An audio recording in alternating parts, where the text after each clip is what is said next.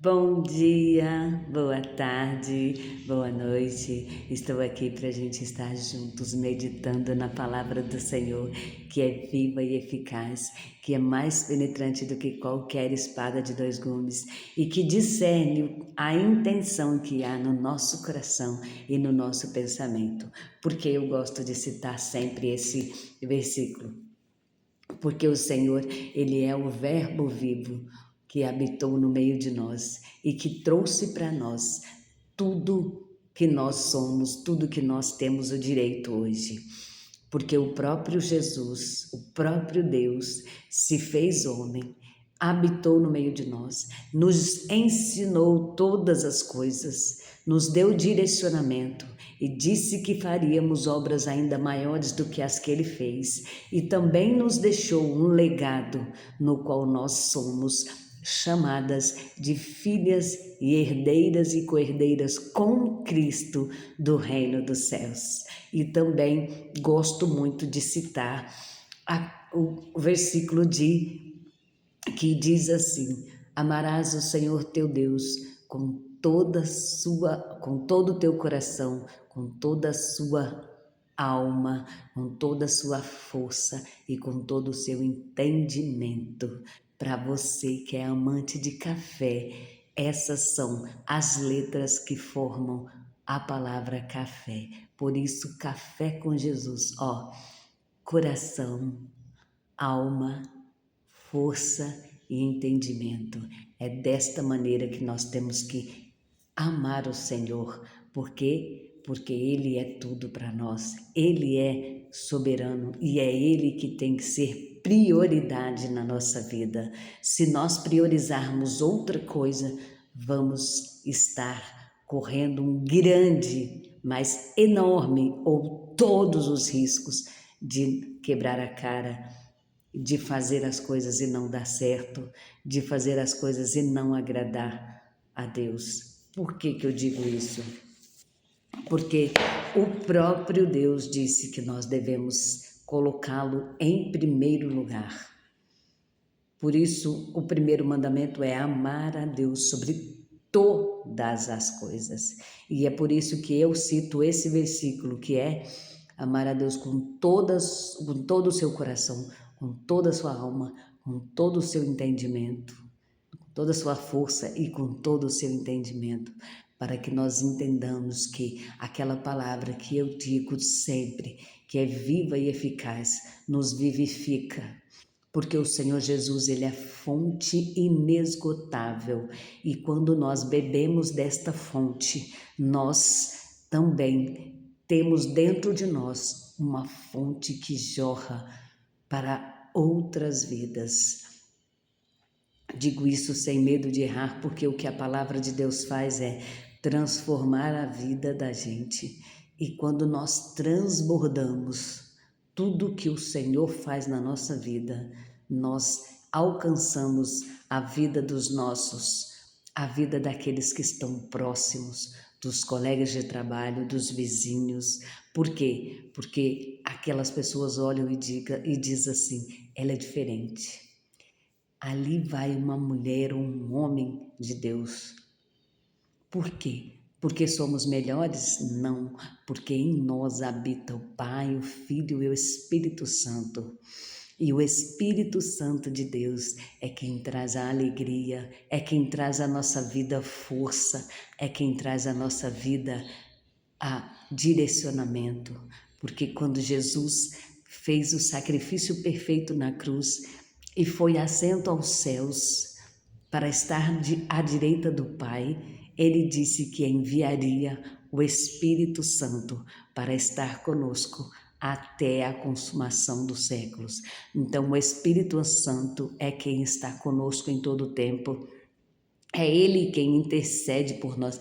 É Ele que leva as nossas orações nos momentos em que nós somente choramos, não conseguimos falar nada com Deus. O Espírito Santo discerne cada gota de lágrima e leva ao Pai como oração, e Ele atende o clamor da nossa alma quando estamos gritando por socorro, Coisa maravilhosa é servir esse Deus tão poderoso, tão maravilhoso. Por isso que eu sempre digo que temos que priorizar a Deus, temos que dar prioridade a Deus, porque Ele faz infinitamente mais do que pedimos ou pensamos. Quando Davi estava lá na malhada, lá atrás das ovelhas, ovelhas essas que eram de um rebanho excluído, era um rebanho que ficava afastado, ou melhor, separado do outro rebanho. Davi não se sentiu pequeno. Sabe por que ele não se sentiu pequeno? Porque ele se sentiu útil. Ele abriu o seu coração. Ele adorou ao Senhor quando ninguém via.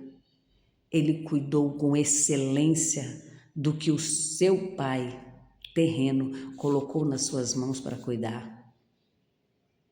E o Senhor viu graça, achou graça diante dele e fez com que ele chegasse onde ele chegou.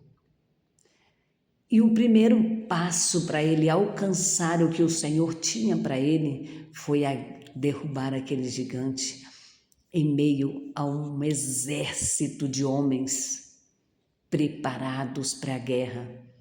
Se levanta o menino franzino, improvável, que matou o leão, que matou o urso, para que não comesse as ovelhas de seu pai.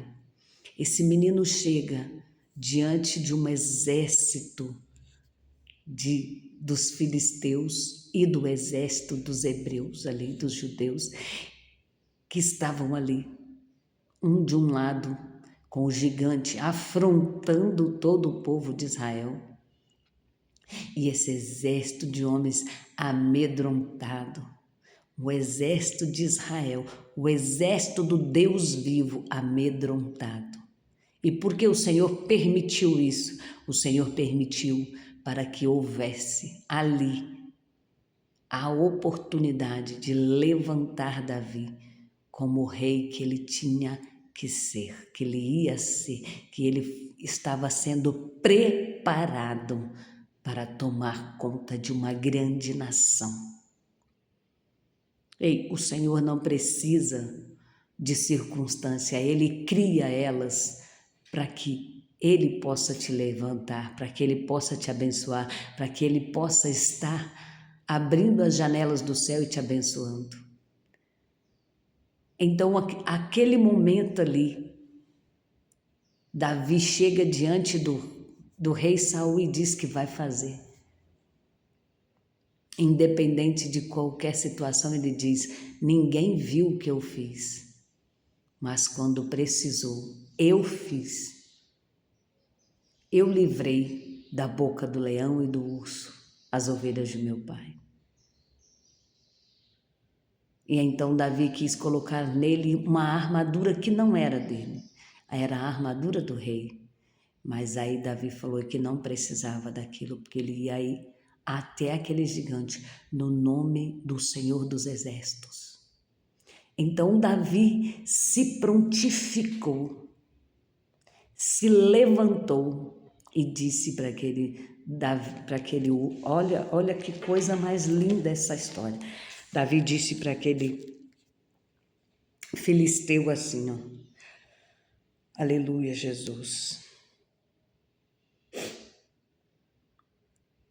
Davi, porém, disse ao filisteu: tu vens a mim com espada e com lança e com escudo, porém eu vou a ti em nome do Senhor dos Exércitos, o Deus dos exércitos de Israel, a quem tens afrontado. Hoje mesmo o Senhor te entregará na minha mão e ferir-te-ei e te tirarei a cabeça e os corpos do arraial dos filisteus darei hoje mesmo às aves do céu e às bestas da terra, e toda a terra saberá que há um Deus em Israel. O que é isso? Ousadia. Davi sabia em quem era a prioridade dele. Davi não precisava estar ali provando nada de quem é Deus, quem não é. Mas aquele povo naquele momento precisava ver que existia alguém que realmente professava a fé verdadeira. Estamos vivendo em um século, em um tempo no qual as pessoas não crêem mais em que Deus pode fazer milagres. E eu digo isso sem medo de errar, porque as pessoas sobem em cima de púlpitos, profetizam, falam, faz barulho, mas elas não creem em nada do que elas falam. Por isso não se tem mais milagres e maravilhas como havia antes. Não é porque Deus mudou, é porque a nossa geração não crê mais em Deus. Não tem mais, simplesmente falam isso aqui. Não profetizam e não professam a fé como Davi aqui que diz: eu vou a ti em nome do Senhor dos Exércitos e hoje o Senhor te dará. Ei, o que tem te impedido? Que tipo de aflição tem tirado a sua paz? E por que você tem estado tão aflito? Quando eu disse para você que é somente Deus que pode fazer qualquer coisa. Quando eu disse no início para você amar a Deus sobre todas as coisas, para você deixar, aleluia, Deus cuidar de tudo para você, porque Ele conhece a intenção que há no nosso coração e no nosso pensamento, que Ele conhece o que tem e onde está tudo o que precisamos fazer, porque o Senhor, Ele vê o que não vemos, Ele enxerga o que não enxergamos. Então, Ele sabe, Ele ouve o que nós não ouvimos. Então, o que Ele tira do nosso caminho não é para nos castigar, é para nos preservar. O que Ele afasta da nossa vida é para que nós não venhamos sofrer decepções lá na frente. E o que o Senhor faz, Ele faz com excelência. Veja bem, lá na frente está escrito o quê? Que Marta e Maria estão lá esperando. Aí Jesus chega. Marta toda fadigada, querendo fazer, limpar, fazer comida, fazer isso, fazer aquilo. Maria está simplesmente sentada aos pés do Senhor, ouvindo, aprendendo, se enchendo. Aí Marta questiona e o Senhor Jesus diz para ela assim: Marta, Marta, por que estás tão afadigada? Maria escolheu a melhor parte. Maria priorizou a melhor parte que ninguém pode tirar dela. Ei, Marta não é ruim. Não é para nós pensarmos que não precisamos cuidar das nossas coisas, precisamos. Mas também precisamos lembrar que o que é prioridade para nós. Temos que saber como Davi, a hora de pegar a aljava, juntar as pedras no rio e enfrentar o gigante. E como enfrentamos gigantes? No joelho. Ei, Davi passava o seu tempo adorando a Deus, orando, buscando a face do Senhor. Tanto é porque quando ele tocava a sua harpa, os espíritos malignos saíam da vida de Saul. Por quê? Porque havia conexão entre Davi e Deus. Hoje nós queremos ver milagres, mas não queremos pagar o preço. Temos visto uma geração que não quer pagar o preço, que não quer orar, que não quer jejuar, não quer buscar, não quer estar mergulhado na presença e na palavra do Senhor. Quer buscar uma pregação pronta, subir em cima do púlpito e pregar. Não. Se você não estiver pautado, centrado no que o Senhor quer fazer por nós, com a sua vida, através da sua vida, você não vai alcançar o que você quer. Você vai viver uma fé superficial e não vai ver os milagres do Senhor. Mas não é porque o Senhor mudou, hoje é moderno. Deus não é moderno. Deus sempre foi moderno. Deus sempre esteve à frente de tudo. O Senhor, Ele sempre está, porque Ele sabe o que vai acontecer amanhã e ninguém sabe. A Bíblia é ultrapassada. Não é. Não é. Porque se você prestar atenção no que está escrito aqui, o Senhor determina tempos que ainda virão. E Ele fala de coisas que acontecerão, que nós não sabemos, que não desceu ao coração do homem, que não desceu ao pensamento e nem ao nosso entendimento, porque nós não temos condições de suportar. Porque a nós cabe apenas o que nós damos conta. E o Senhor conhece a capacidade de cada um. Há pessoas inteligentíssimas que fazem coisas que muitas das vezes eu fico para entender. Mas o Senhor, quando Ele é prioridade na vida dessa pessoa, Ele tem tendência a crescer ainda mais. Por que o povo hebreu ou o povo judeu é considerado o povo mais inteligente da face da terra? Sabe por quê? Porque é um povo escolhido, são homens e mulheres que conhecem a Bíblia desde pequeno e que vivem. Ah, mas tem uns que não. Amém. Amém. Sempre teve. No tempo de Jesus teve. O que eu quero deixar para você aqui hoje com a história de Davi, com a história de Marta, com a história de Maria, é que você tem que entender o que é prioridade para você e de que maneira você tem priorizado a Deus. Porque enquanto você não entender isso, o Senhor não vai fazer, o Senhor não vai estar entregando o que você quer. Por que eu estou dizendo isso? Porque você precisa gerar em meio ao caos. E para que o Senhor te dê. Aleluia, Jesus. Você precisa priorizar a Deus. Colocá-lo em primeiro lugar. A bênção do Senhor está na bandeja estendida para você. Mas se você não estiver percebido, ligado no céu, o anjo vai subir com a sua bênção. Então, entenda o processo e receba do Senhor o melhor. Davi entendeu, derrubou o gigante, se tornou um rei, foi recompensado até a última geração dele. Até hoje ele é recompensado porque ainda há descendentes de Davi? Claro que sim. O Senhor não é homem para mentir e há ainda descendentes de Davi.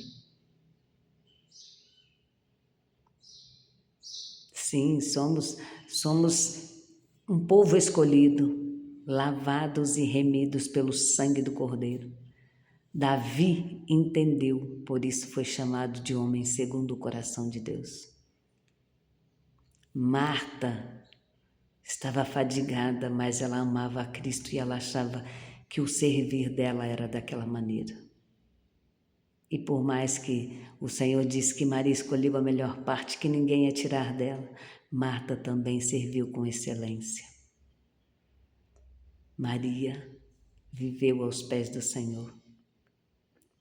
E você, o que tem feito para chamar a atenção do Senhor? Que tipo de prioridades você tem na vida? Aliás, prioridade é algo que não tem plural. Prioridade é somente no singular. O que é prioridade para você? Não há mais de uma prioridade, porque se é prioridade é primeiro. O que é para você mais importante? Pare, pense, analise, porque o Senhor, através desta palavra, te entrega um direcionamento e uma bênção maravilhosa. Tome posse dela, receba do Senhor algo grandioso, em nome de Jesus. Espalhe o amor, compartilhe esta palavra com alguém. Ajude o Evangelho do Senhor chegar aos corações aflitos. Curta, compartilhe em nome de Jesus. Beijo no seu coração. Até amanhã para o próximo devocional.